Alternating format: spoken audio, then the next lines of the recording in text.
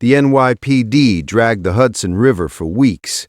They questioned associates who suddenly could not remember a name. The case file was eventually closed. Tony Deluchcci's body never surfaced, but every gangster in New York understood who had ended him, and that Bumpy Johnson had taken the final victory. Harlem in the late 1940s operated under a clear hierarchy. At the top sat Bumpy Johnson, a man who had built a criminal enterprise that touched every black-owned business in the neighborhood. His revenue came from numbers gambling, loan sharking, nightclub protection, and a percentage of every illegal dollar that moved through the area. He was not the largest gangster in New York, but he was the most disciplined. He kept his organization tight, his soldiers loyal, and his profile lower than his wealth suggested. Across the city, the Italian mob operated under a different set of rules. The Genovese family controlled drug imports, union racketeering, and political corruption. Tony Deluchcci was a rising captain within that family.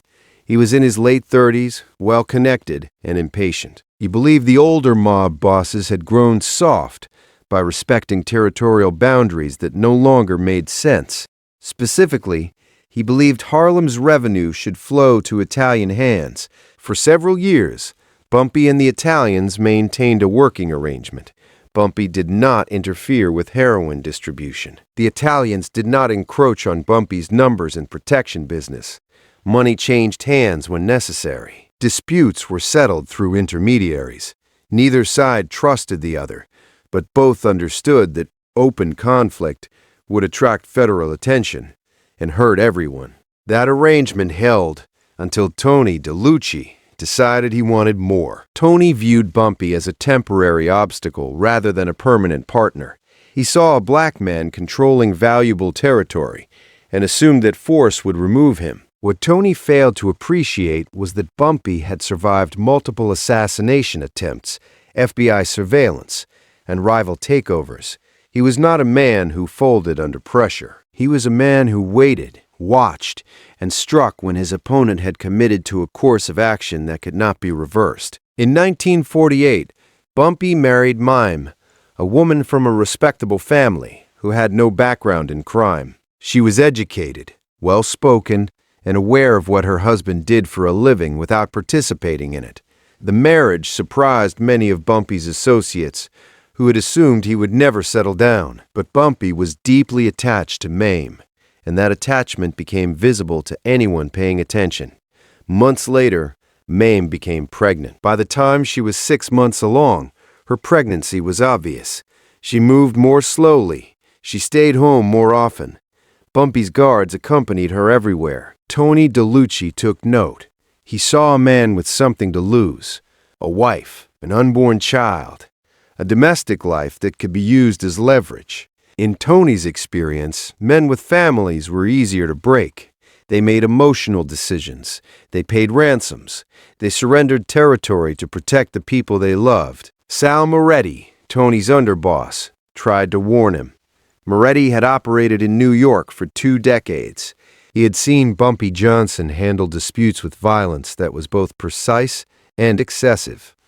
Moretti told Tony that kidnapping a rival's pregnant wife would not produce surrender. It would produce a war without rules. Tony dismissed the warning. He told Moretti that the Italians had the police, the courts, and the political machine. Bumpy had a reputation and a few loyal men. The math, Tony said, was simple. Moretti said nothing further, but he updated his will the following week. Tony's plan took 3 weeks to organize.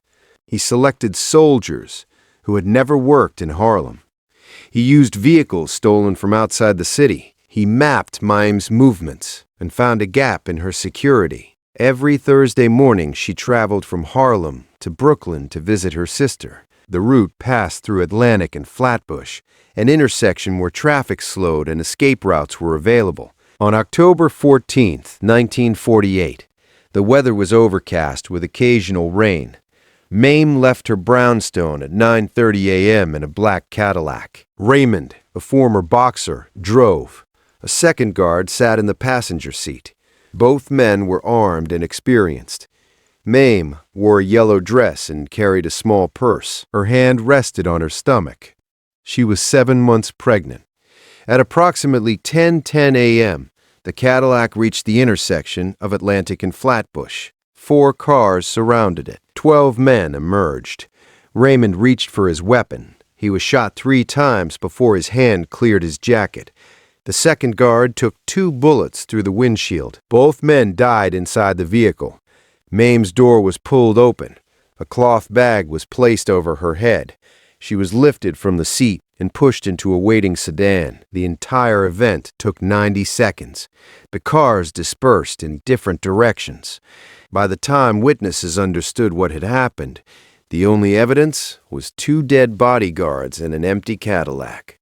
Maim was driven to a 2-story house in the Bronx, on a quiet street of similar homes. The house had reinforced doors, barred windows, and 6 armed guards rotating in 8-hour shifts.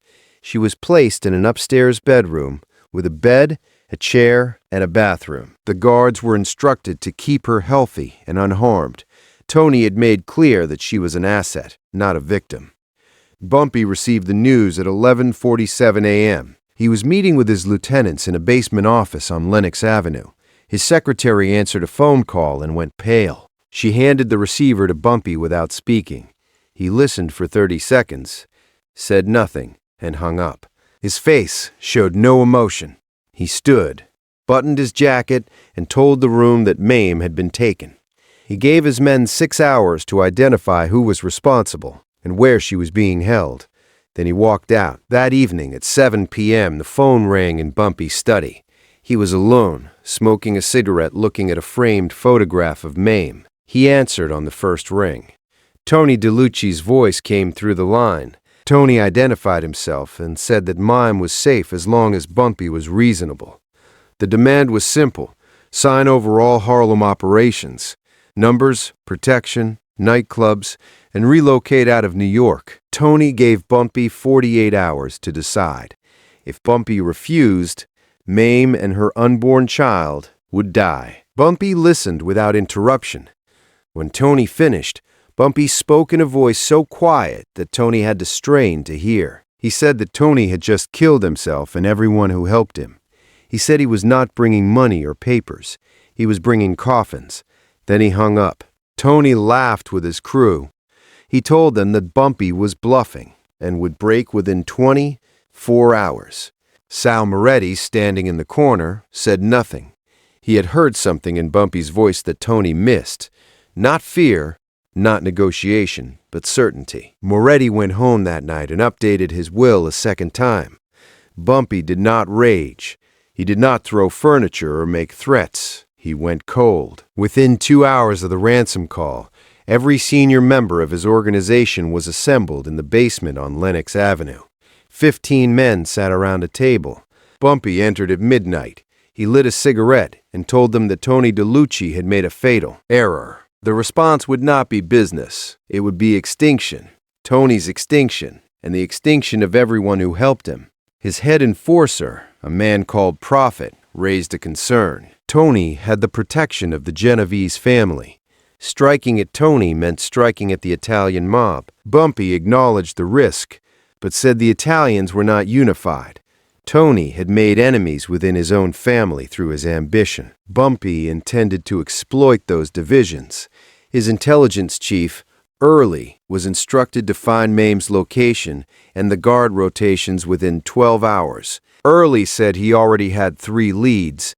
His strategist, Solomon, a former professor who managed Bumpy's finances, asked how they would extract Maim from an Italian safe house without starting a citywide war. Bumpy answered that they would make the Italians want Tony dead as much as Bumpy did.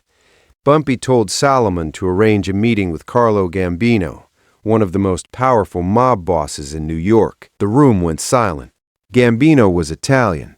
Asking him for help against another Italian was either brilliant or suicidal. Bumpy explained that Tony's ambition threatened Gambino as well. If Tony took Harlem, he would eventually move on Gambino's territory.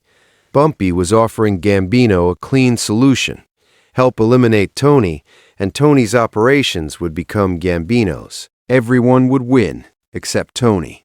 The meeting took place the next morning at 9 a.m. in a private room at a restaurant on Mulberry Street. Carlo Gambino was 60 years old, silver-haired, and known for his patience.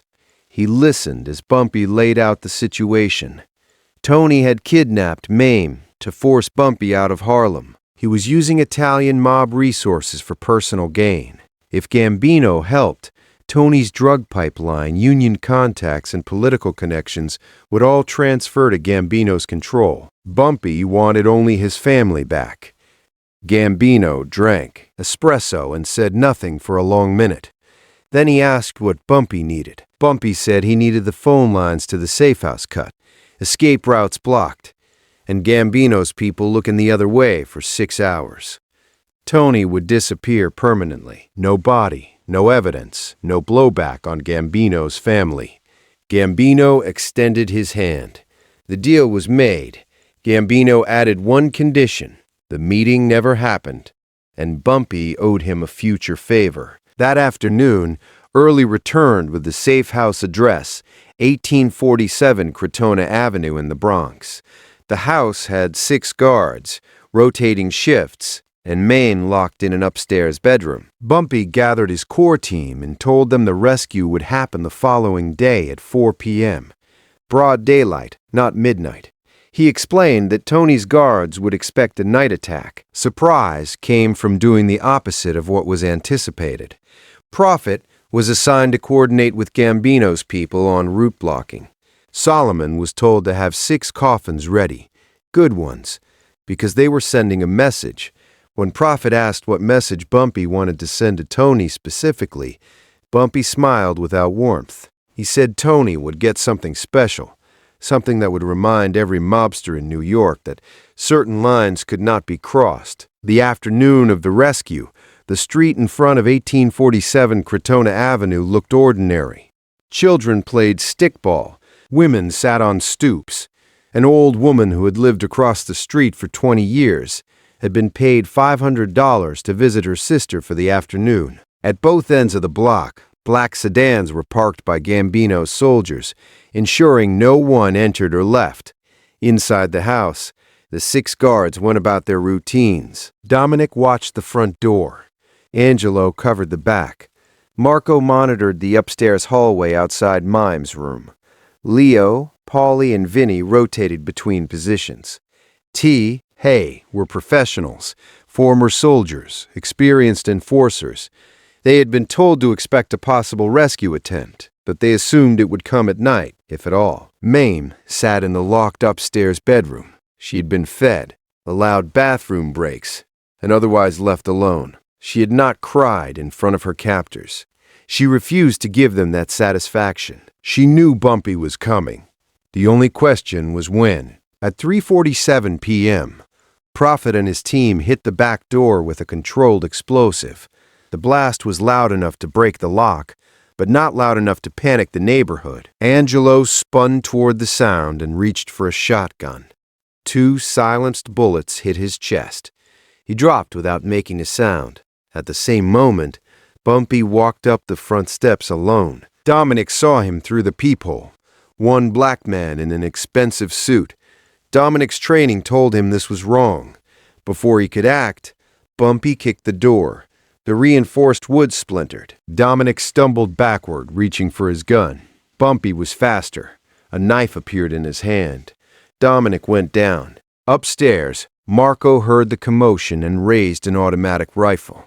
He moved toward the stairwell. Prophet appeared at the top of the stairs with a Thompson submachine gun. The hallway erupted in gunfire. Marco got off 3 shots, one of which hit Prophet in the shoulder. Prophet kept walking forward and put Marco down with a sustained burst. In the kitchen, Leo and Paulie flipped a table for cover and laid down fire toward the back entrance. Early's crew responded with tear gas canisters and flashbangs. The kitchen became chaos. Paulie broke first, running for the side door. He made it 3 steps before bullets from multiple angles dropped him. Leo, half blind from gas, fired randomly for another 30 seconds before silence replaced gunfire. That left Vinny. Vinny was the smartest of the six. When the attack started, he did not engage. He ran straight to Maim's room, kicked the door open, and dragged her out of bed. She screamed, protecting her belly with both arms. Vinny pressed a pistol to her temple and backed toward the corner window, using her as a shield. "Back off," he shouted. "I have the woman. I will kill her. And the child. Back off." The house went silent. Bumpy's crew held their positions but could not fire without hitting Maim. Seconds passed. Sweat ran down Vinny's face. Then Bumpy appeared in the doorway.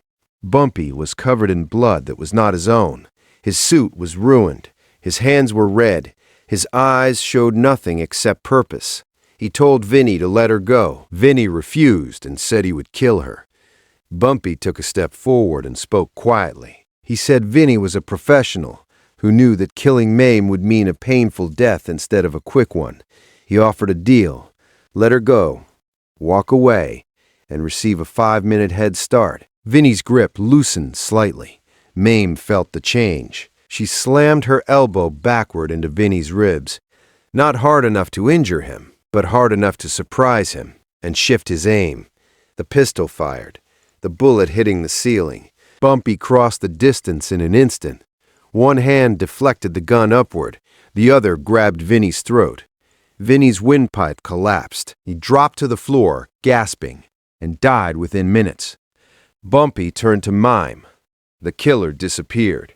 The husband emerged. He pulled her into his arms, gentle despite the blood on his hands.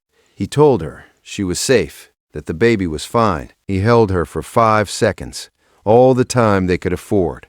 Then he pulled back and told Prophet to take her out the back to a doctor. He instructed Maim not to look, not to listen, just to go.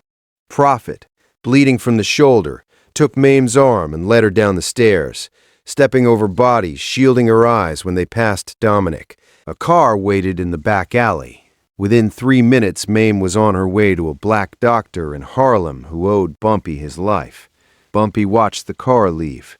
Then he turned to his crew. He told them to clean the house and prepare 6 coffins. The coffins were to be delivered over the next 3 days to rent Italian locations. Each body was to be dressed in a suit, hands folded, with a black rose placed on the chest. Attached to each rose would be a note. This man worked for Tony Deluchcci. No threats, no demands, just fact and flowers. Then Bumpy checked his watch. It was 5:03 p.m. Tony Deluchcci came for his daily check-in at 5:30. Bumpy said he would be waiting. At 5:28 p.m., Tony arrived with 2 bodyguards. He had spent the day playing cards at his social club, waiting for Bumpy to crack. He walked up to the safe house whistling. The front door was unlocked. That was the first red flag. The house was silent. That was the second. Tony drew his pistol. His bodyguards flanked him. They entered slowly. The front room was empty. They moved deeper into the house. In the kitchen, they found the bodies of 5 guards, arranged neatly on the floor, eyes closed, hands folded. Tony's blood turned cold. His lead bodyguard said they needed to leave immediately. A door closed behind them. They spun. Bumpy Johnson stood in the kitchen doorway, unarmed, covered in dried blood. Behind him, Prophet and a dozen men emerged from the shadows, weapons drawn. Tony tried to negotiate. He said business was business. He offered money, connections, anything. Bumpy did not respond to the offer. He said that Tony had made it personal when he touched Maim, so now the outcome would be permanent. Bumpy nodded to his crew. The bodyguards were disarmed, restrained, and dragged toward the basement. Tony screamed and begged as he was pulled down the stairs. What happened in the basement was never described. Prophet stood guard at the top of the stairs. The sounds that emerged, screams, pleading, the wet impact of violence, lasted 17 minutes. Then silence. Bumpy emerged alone, cleaning his hands on a rag. He told Prophet to use lime on the basement floor and pour concrete over it. Ring the next construction job in the neighborhood. When Prophet asked about the body, Bumpy said there was no body. Tony Deluchci's car was found abandoned near the Hudson River docks 3 days later. His bodyguards were never found at all. The first coffin arrived at the Genovese Social Club on Mulberry Street on Sunday morning. It was mahogany with brass handles. Inside was Dominic Russo, dressed in a suit, hands folded, a black rose on his chest. The attached note read, "This man worked for Tony Deluchcci." The Genovese capos gathered around the coffin. They were not angry. They were impressed. Bumpy had killed their soldier, but treated the body with dignity. In mob culture, that meant rules had been followed even in murder. The second coffin arrived Monday at a Bronx funeral home owned by Italian interests. It contained Angelo Martino. Same presentation, same black rose, same note. The third, fourth, and fifth coffins came on Tuesday, delivered to the homes of the dead men's families, Marco, Leo, and Paulie. Each arrival brought tears, but also understanding. The men had died in the life, following orders, accepting the risks. Bumpy had given their families closure when he could have simply disappeared the bodies. The sixth coffin arrived Wednesday at Sal Moretti's restaurant. It contained Vinnie Calibri, delivered with the same black rose and note. Moretti stood over the coffin for a long time. He had warned Tony. He had begged him to reconsider. Now 6 soldiers were dead, and Tony himself had vanished. That evening, Prophet walked into Moretti's restaurant during dinner service. The room tensed. Guns were aimed under tables. Prophet raised his hands and delivered a message from Bumpy Johnson. The war was over. No more coffins were coming. Carlo Gambino was taking over Tony's operations as agreed. Bumpy would return to Harlem. Moretti could return to Boozin'. Clean slate. Moretti asked about Tony. Prophet's face remained neutral. He said he had not heard of anyone named Tony lately. Had Moretti? The silence stretched. Then Moretti nodded slowly and said he could not say he had. Prophet said that was good. Then he added that Bumpy wanted Moretti to know the 6 men had died professionally, quick and clean as possible. Bumpy respected soldiers doing their job. He just did not respect the man who gave them bad orders. Moretti appreciated the distinction. He told Prophet that the Genovese family had no quarrel with Harlem. Prophet nodded and left. 3 months after the kidnapping, on a cold January morning in 1949, Maim Johnson gave birth to a healthy baby girl. The delivery took place at Harlem Hospital, surrounded by the best black doctors money could buy, and a dozen of Bumpy's most trusted men standing guard in the hallways. Bumpy held his daughter for the first time. He looked at her tiny face, her perfect fingers wrapped around his thumb, and something in his hardened demeanor softened. He understood now what the violence had been for. They named the baby Margaret, after Maim's mother. The christening was held at Abyssinian Baptist Church. The attendance surprised even Harlem's gossips. Black gangsters and Italian mobsters sat in the same pews.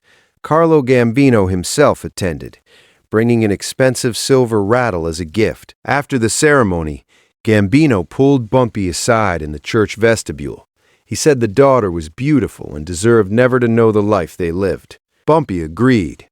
Gambino said Bumpy had handled the Tony situation with impressive efficiency. The other families had noticed.